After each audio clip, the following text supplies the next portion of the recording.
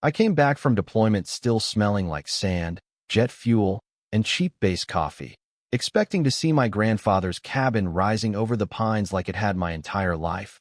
And instead I stepped out of my truck into silence and dust, and a rectangle of broken concrete where my childhood used to stand, cedar splinters crunching under my boots, diesel fumes still hanging in the cold Montana air like the aftermath of a small war.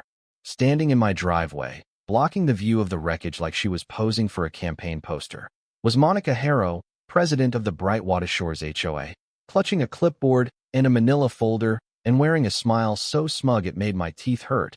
And before I could even ask what happened, she was explaining, in that syrupy, condescending tone, that the unsafe, non-compliant structure had been demolished for community safety, that I owed $12,000 in back assessments, and that I should be grateful she was protecting property values. Thing is, she had no idea who she was talking to, and even less idea who my family is. I'm Ethan Cole, 52, former Army logistics and military intelligence, the guy whose whole job used to be mapping hostile networks and making sure they never saw the ambush coming. My dad, Daniel Cole, has spent almost 3 decades with the FBI chasing public corruption. My mom, Ellen Cole, is IRS criminal investigation. The woman tax cheats pray never learns their name. And my kid sister, Riley Cole, works explosives and trafficking for ATF.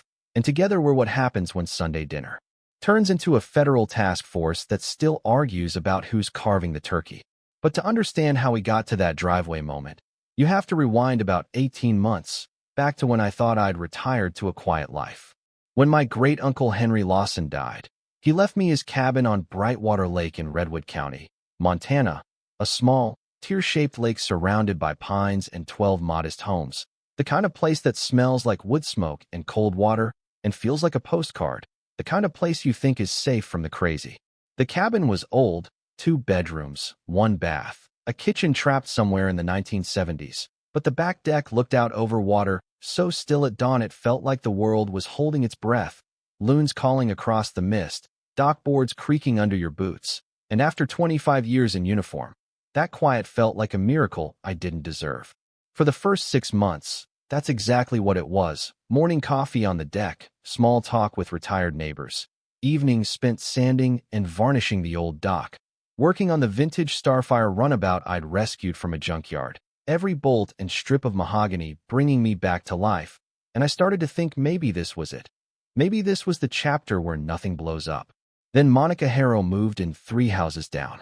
She arrived in a white SUV, white blazer, white teeth, and white-hot ambition, married to a city council hopeful with a politician's handshake, and from the way she surveyed the lake that first afternoon, chin up, sunglasses on, I knew she wasn't here to blend in. She was here to take over.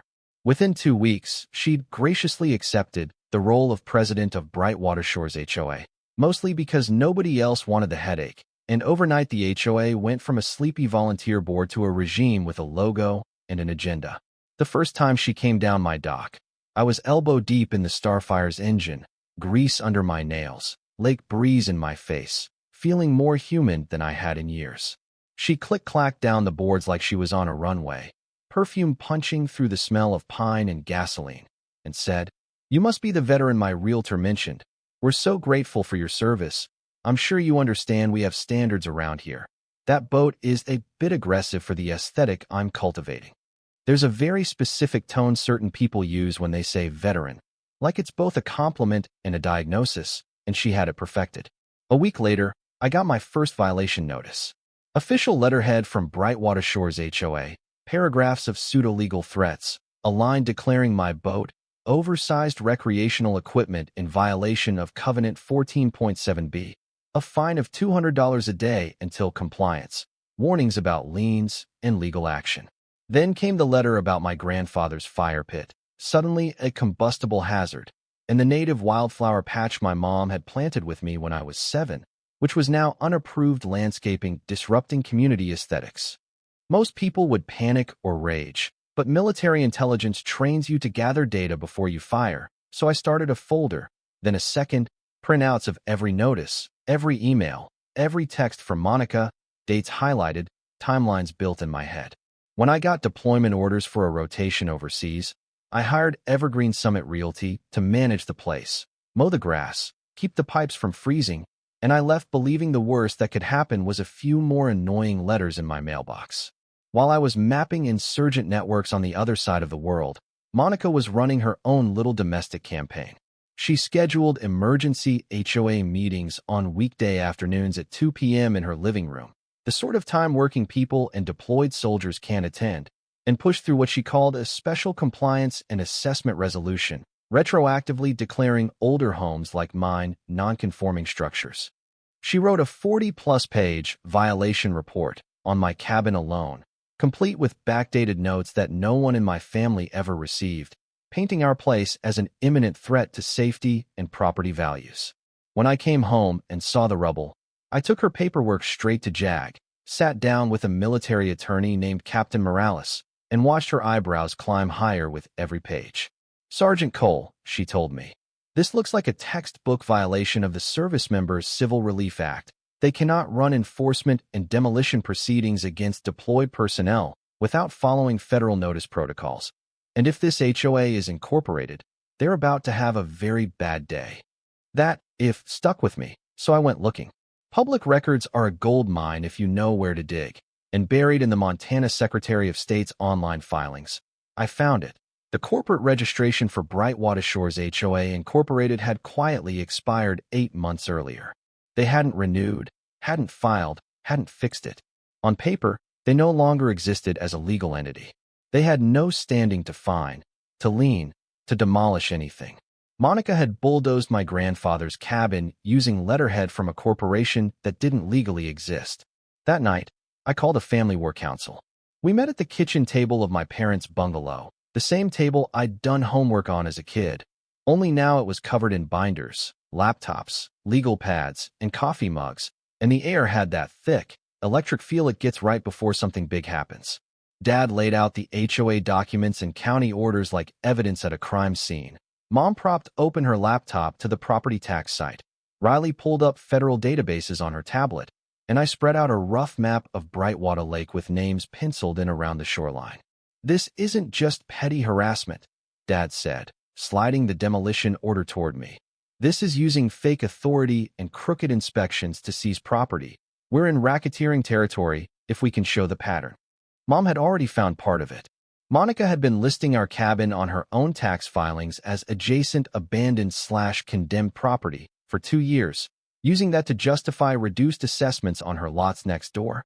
Quietly profiting from the story she was manufacturing about us. Riley went a step further and pulled building permits under an entity called Harrow Ridge Ventures LLC, where Monica was listed as managing partner, and those permits described a luxury glamping resort, yoga decks, curated wellness experiences, valet parking for people who wanted to rough it with Wi-Fi, contingent on removal of non-conforming structures on neighboring parcels. Translation: our cabin was not a nuisance. It was an obstacle between Monica and a multi-million-dollar payday. The emergency demolition suddenly made perfect sense. From that moment, the mission changed. We weren't just trying to get my cabin back. We were going after the whole scheme. Dad brought in an FBI public corruption contact, unofficially at first, just to kick the tires on the case. Mom opened quiet inquiries on Harrow Ridge Ventures and Brightwater Shores HOA finances. Riley flagged the inspector who signed our condemnation, a guy named Carl Duggan, for ATF and state regulatory review, and I did what I do best. I built the board. Names, dates, bank accounts, shell companies, county commissioners, suppliers, the president of Summit Crest Bank, Greg Talbot, who just happened to be Monica's brother-in-law, and the man who'd pre-approved a $2.3 million loan to Harrow Ridge Ventures that would fully fund construction once problem properties were cleared from the waterfront. 5 other families around the lake had almost identical harassment timelines, and their violations, inspections, and offers to buy distressed property overlapped Monica's permit dates a little too perfectly. In other words, this wasn't a feud. This was a criminal enterprise hiding behind an HOA logo. When Monica got the county to sign an emergency demolition order on our unsafe structure, scheduled for the Friday after Thanksgiving, she probably thought she'd crafted the ultimate emotional kill shot. Bulldoze the veteran's cabin while his whole family is in town. Hit them when they're full of turkey and least prepared to fight. Instead, She sent Deputy Luis Navarro, a quiet sheriff's deputy with an Iraq service pin on his lapel, to knock on our door with a 48-hour evacuation notice. He handed over the papers, eyes level, told us he didn't like the smell of it, but had to do his job, then leaned in and said, "Get a good lawyer and raise hell, Sergeant. This isn't how it's supposed to work." He had no idea we already had more than a lawyer. We had 4 federal agencies loading magazines. The next 3 days felt like a military operation to me. Phones ringing, emails flying, emergency injunction drafted and filed in federal court, arguments laid out around the SCRA, around due process violations, around the HOA's expired corporate status. While Dad coordinated with FBI attorneys and public corruption units, Mom cataloged every payment Monica's construction company had received from county contracts. Riley compiled a list of every building Carl had ever condemned, and I stitched it all into a narrative that prosecutors could actually use. We got the demolition paused with hours to spare. That should have been Monica's wake-up call, but corrupt people don't hit the brakes when they see blue lights in the rear view. They just slam the gas and hope fear and chaos will outrun consequences. She sent unmarked trucks to our property at odd hours, claiming urgent utility inspections. But the guys who climbed out weren't there to fix anything.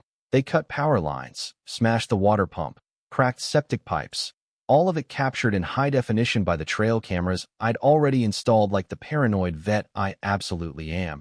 And in half the clips you can see Monica's white SUV parked up the hill, her silhouette lit by her phone screen, orchestrating it all. When destroying our utilities didn't scare us off, she escalated to reputation warfare, sending anonymous letters and emails to our agencies, accusing us of abusing our positions, framing us as unstable, implying we were using federal access to threaten her, and she made a fatal miscalculation. She forgot that when you poke at FBI, IRSCI, ATF, and the Department of Defense at the same time, your little HOA feud starts to look like a threat to federal operations. Within 48 hours, her complaints triggered counterintelligence protocols, and Monica's name moved from my whiteboard to databases she'll never see, but will be haunted by for the rest of her life. Her last big move, the one that snapped the trap shut, was bribery. She reached out to one of Dad's colleagues, Special Agent Marco Ruiz, asked to clear the air over coffee in downtown Redwood, and tried to slide an envelope with $25,000 across the table in exchange for dialing down the intensity of the investigation, all while sitting in a cafe where half the town eats breakfast, not realizing that the man across from her was wired, that another agent was sitting 2 tables back nursing a bad cappuccino, and that the entire exchange would be introduced in court as Exhibit A. "You're attempting to bribe a federal officer, ma'am," Agent Ruiz told her. And when he stood up and flashed his badge, when he read her rights in the middle of that coffee shop, when a local reporter in the corner realized the HOA president was being arrested on camera, that's the exact moment everything started crashing down. The same day, ATF agents picked up Carl Duggan in a Walmart parking lot out of state, trunk packed, phone pinging like a man trying to outrun his conscience. And by that evening, local news choppers were circling Brightwater Lake, because once one domino falls in a case like this, the rest don't stand long. The federal agencies could have wrapped it up quietly, done the indictments behind closed doors, let plea deals do the talking, but they made a different choice. They decided this story needed daylight. The annual Brightwater Lake Community Safety Forum was Monica's pride and joy, a town hall-style event at the Redwood Ridge Community Center where she usually bragged about snow removal schedules and boat dock regulations. So the feds let it go forward. But this time they filled the audience with FBI agents disguised as concerned citizens, IRSCI investigators seated near the exits, ATF in the back row with cameras rolling, an assistant U.S. attorney sitting against the wall with a legal pad, and a faint smile. My family walked in together, me in full dress uniform, Dad in a dark suit that practically screamed federal, Mom with her ever-present laptop bag, Riley carrying a stack of folders, and you could feel the room shift as we took our seats. Neighbors who'd been terrified of HOA fines for years suddenly sitting up straighter just from the sight of someone, anyone, standing up to the bully. Monica took the stage with her usual polished confidence, launched into a speech about outside agitators, about government overreach, painted herself as a volunteer trying to protect the community from an unstable veteran family misusing government connections. And for a minute, you could see old habits working, people nodding, unsure who to believe. Then I raised my hand. The moderator hesitated, then gestured me up, and I plugged my laptop into the projector like I'd done 1,000 times in briefing tents. Except this time the enemy was in heels and a blazer at the back of the room. I played the first clip. Monica's contractors cutting our electrical lines in the dark, time-stamped, geotagged, her SUV headlights glowing on the gravel, her silhouette on the ridge. The room went dead silent. Even the fluorescent lights seemed to hum quieter. "Ladies and gentlemen," I said, voice steady in a way it hadn't been all year. "You're looking at evidence from an ongoing federal investigation into organized abuse of authority, fraud, and harassment carried out through your HOA." Dad stood, identified himself as Special Agent Daniel Cole with the FBI, Public Corruption Unit, and announced that federal indictments had been filed under racketeering, mail and wire fraud, and civil rights violations under color of law. ATF agents brought in Carl in handcuffs, and he confessed, voice shaking, that Monica had paid him to falsify safety inspections so she could condemn and acquire lakefront properties cheaply for her resort project. Mom took the microphone next and walked everyone through the money trail. The unreported income, the shell companies, the fake consulting fees, the secret loan from Summit Crest Bank, and 5 different families stood up from the crowd to tell their own stories, each one an echo of ours, each one another nail in the coffin. When Monica finally snapped and screamed about vendettas and federal bullying, it was over because no one in that room saw a victim anymore. They saw a thief whose mask had finally cracked, and as FBI agents stepped forward, as they cuffed her, as they read her rights while 3 local news cameras rolled, I felt something I hadn't felt since my last deployment ended. A clean, sharp sense that justice had actually landed where it was supposed to. 6 months later, in a packed federal courtroom, Monica Harrow was sentenced to 4 years in prison and ordered to pay $2.3 million in restitution and penalties. Carl took 18 months and lost his licenses forever. A county commissioner resigned in disgrace and pled guilty to accepting bribes, and Summit Crest Bank quietly restructured its leadership under the watchful eye of regulators. Our civil suit ended with a settlement big enough to rebuild, and we did, on the same footprint where my grandfather's cabin had stood. Only now the new place has a wraparound porch, safer wiring, wider doors, and a dock inspected by people who actually follow the law. And when I sit there now with coffee in my hands and grandkids splashing off the end, the only thing I smell is fresh cedar and lake water, not diesel and smoke. The old Brightwater Shores HOA was dissolved, replaced with a transparent Brightwater Lake Community Council with term limits and open records, and the state legislature passed the Service Members Community Protection Act, making it crystal clear that HOAs can't ambush deployed military families without facing serious consequences. My family used part of the settlement to start the Brightwater Veterans Legal Defense Fund, paying for lawyers when other service members get targeted by people like Monica, and every summer we host a fishing tournament on Brightwater Lake to raise more money for the next fight. Our case ended up in a documentary called When David Has a Federal Badge, and that led to our YouTube channel, HOA Justice Files, where we break down this kind of abuse, show people where to pull corporate registrations, how to document harassment, which federal agencies to call when local power trips turn into civil rights violations. So here's the closure. The cabin is rebuilt, the criminals are convicted, the laws are stronger, the lake is peaceful again, and the people who thought they could treat our home like a stepping stone to their resort empire now wake up every morning under the same laws they tried to twist. But I'll leave you with this question, and I want you to really sit with it, because this isn't just my story, it might be yours too. Where's the line between protecting a neighborhood and becoming a petty tyrant with a name tag? When does community standards turn into weaponized bureaucracy? And do you think 4 years in prison and a few million in restitution is enough for someone who tried to erase generations of family history for profit? Drop your HOA horror stories in the comments. Tell me where you're watching from. And let's talk about what real justice should look like when the bullies wear blazers instead of ski masks.